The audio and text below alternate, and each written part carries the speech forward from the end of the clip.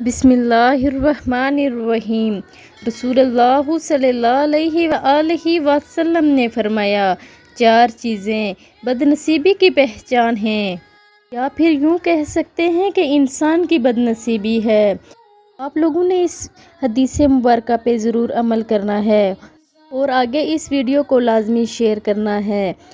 Number 1 पे है आँखों का खुश्क होना, कि अल्लाह के खौफ से किसी वक्त भी आंसू ना टपके या उसका दिल ना रोया हो। दिल का सख्त होना, कि आखिरत के लिए या किसी दूसरे के लिए किसी वक्त भी नरम ना पड़े। उम्मीदों का लंबा होना और दुनिया की लालच होना, ये सब चीज़ें इंसान की बदनसीबी की पहचान हैं। कि ही आप में भी तो ये नहीं है। अगर है तो अल्लाह से तौबा करें और उसके शुक्रगुजार बंदों में शामिल हो जाएं। हर इंसान में कोई ना कोई बुराई और अच्छाई ज़रूर होती है। अल्लाह ताला हमें इन सब से बचने की तौफीक अता फरमाए। आमीन सुम्मा आमीन।